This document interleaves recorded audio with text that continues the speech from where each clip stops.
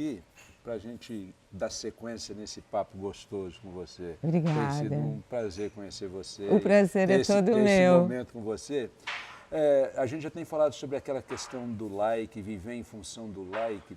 Qual é a relação do like e o significado da vida de uma pessoa? Talvez a gente já tenha até... Não, mas eu acho que a gente pode explorar uma questão aí do significado da vida para uma pessoa. Isso que você pergunta, eu acho que é o que todos nós deveríamos nos perguntar. Porque se nós nos preocupamos com o fim, porque não é efêmero, passa rápido e é efêmero, não é indelével, a vida vai acabar. O que essa vida significa, né?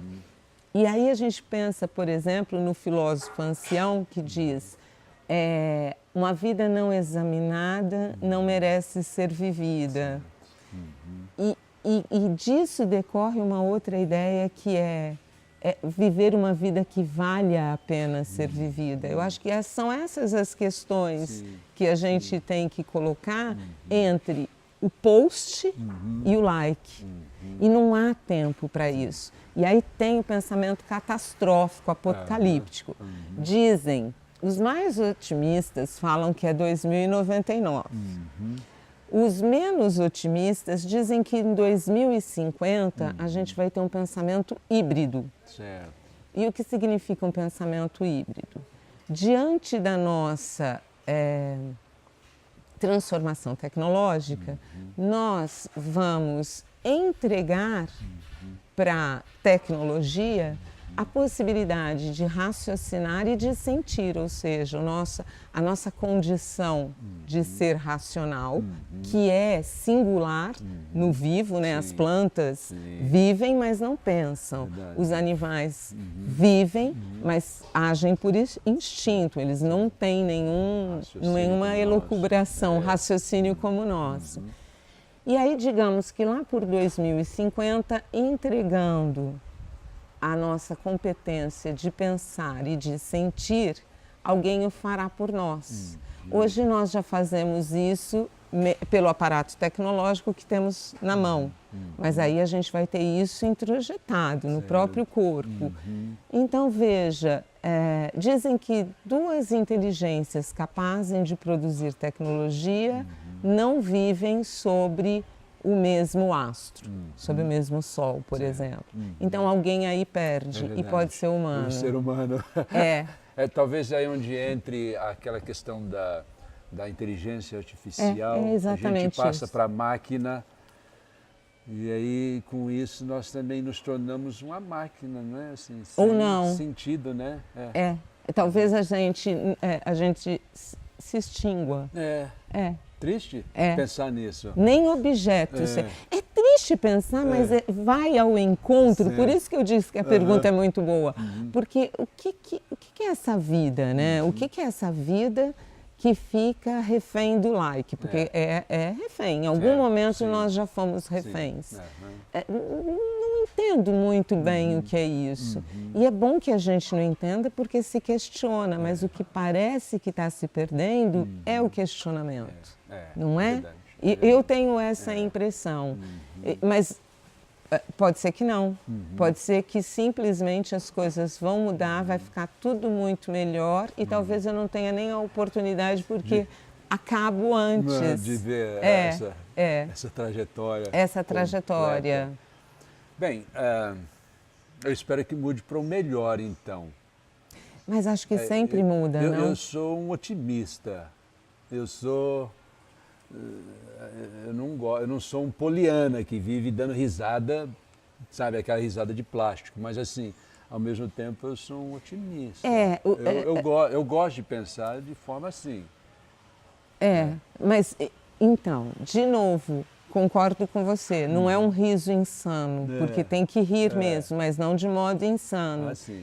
E eu acho que a atitude perante o mundo deve ser de otimismo, mas você disse, eu gosto de pensar.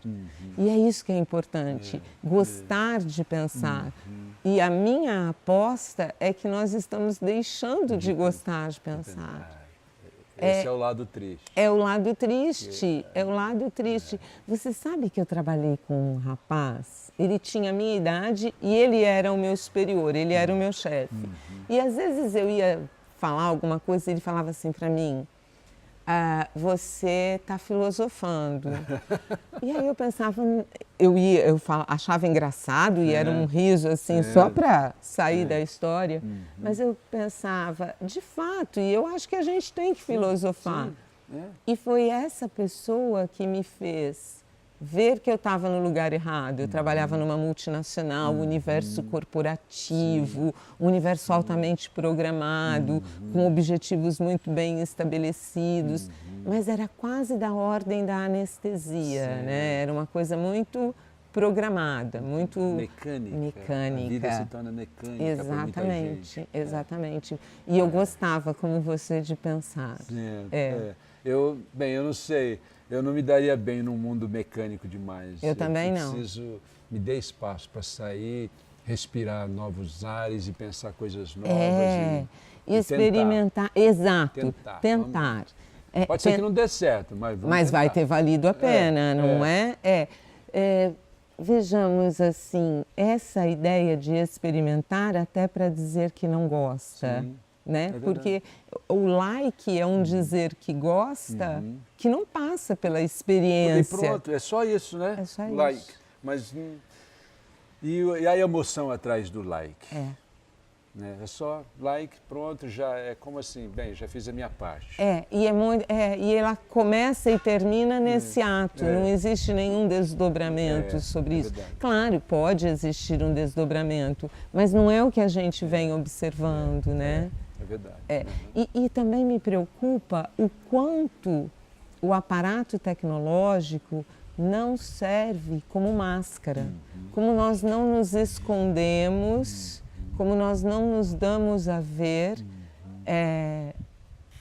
protegidos pelo aparato tecnológico. Porque é muito mais fácil emitir uma opinião num lugar em que a minha voz não aparece, em que eu estou, de certa forma, protegido. Porque emitir opinião é assumir posição no mundo. E aí eu fico quase que no limiar da neutralidade, né? Muito próximo da neutralidade. É verdade. Não exige o engajamento das emoções, talvez até, né? Não. Você aperta uma tecla, você emite a sua opinião via virtual. E acabou. E não se envolve. E não se envolve. Se fosse numa roda de pessoas, e aí, like ou não, like ou não, like ou não? O coração talvez palpitaria, né? Para levantar a mão e dizer, eu não like não, I don't like it. Exatamente, né? Mas virtualmente você aperta a tecla. E acabou. Pronto. E acabou. E vai pro seu dia. Quase como se não tivesse. Você não se expõe, você não se compromete. A pele não está ali, não está no jogo, não está na relação. É verdade. Interessante.